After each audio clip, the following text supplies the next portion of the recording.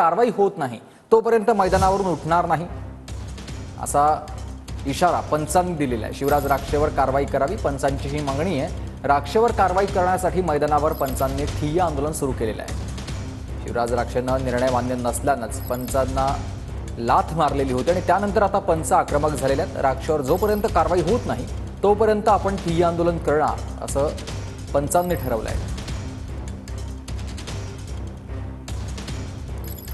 शिवराज राक्षेवर कारवाई होत नाही तोपर्यंत मैदानावरून उठणार नाही। शिवराज राक्षेवर कारवाई करावी अशी मागणी पंचांची आहे। राक्षेवर कारवाई करण्यासाठी मैदानावर पंचांनी आता ठिय्या आंदोलन सुरू केलेलं आहे।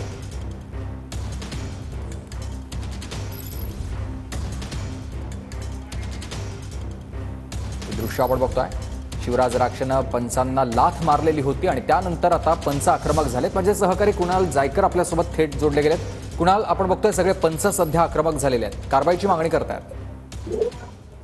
नक्कीच आपण बघितलं की या ठिकाणी शिवराज राक्षेंनी ज्यावेळेला पंचाला लाथ मारली त्याच्यानंतर ज्यावेळेस सामना संपला आणि त्यानंतर हे जे सर्व पंच आहेत ते आता कुठेतरी आक्रमक झालेले आहेत। जोपर्यंत शिवराज राक्षेंवरती गुन्हा दाखल होत नाही तोपर्यंत आम्ही उठणार नाही अशी भूमिका घेतली होती। त्यानंतर आमदार छगन जगतापांच्या मध्यस्थीनंतर यांनी ते आता जे आंदोलन सुरू होतं ते आता माघार घेतलेलं आहे। मात्र आता आपण बघू शकतो की एकच गोंधळ जो आहे तो उपांत्य फेरीमध्ये बघायला मिळाला होता। शिवराज राक्षे ज्यावेळेला त्याला या ठिकाणी निर्णय दिला पंचांनी तो त्याला मान्य नव्हता आणि त्यानंतर त्यांनी शिवराज पंचांची थेट लाथ मारली आणि या ठिकाणी कॉलर पकडली होती आणि त्यानंतर एकच गोंधळ जो आहे तो एकंदरीत या महाराष्ट्र केसरी कुस्तीमध्ये बघायला मिळालेला आहे। आता पंच काय भूमिका घेतात हे पाहणं अत्यंत महत्त्वाचं असणार आहे। नक्कीच कुणाल, धन्यवाद तुम्ही दिलेल्या सविस्तर माहितीसाठी। तर आता सगळ्या पंचांनी आपलं ठिय्या आंदोलन मागे घेतलेलं आहे। आमदारांनी मध्यस्थी केल्यानंतर पंचांनी ठिय्या आंदोलन मागे घेतलेलं आहे। मात्र आता यापुढे काय भूमिका असेल पंचांची हे देखील पाहणं तितकंच महत्त्वाचं असेल।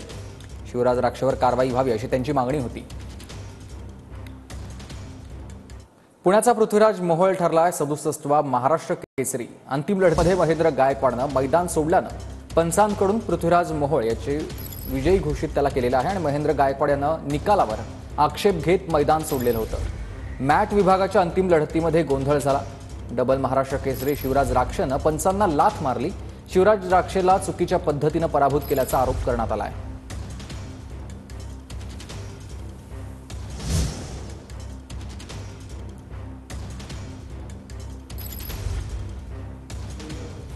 हे दृश्य आपण बघतोय, पृथ्वीराज मोहोळ आणि महेंद्र गायकवाड यांचा सामना झालेला होता आणि पुण्याचा पृथ्वीराज मोहोळ 67वा महाराष्ट्र केसरी ठरलेला आहे।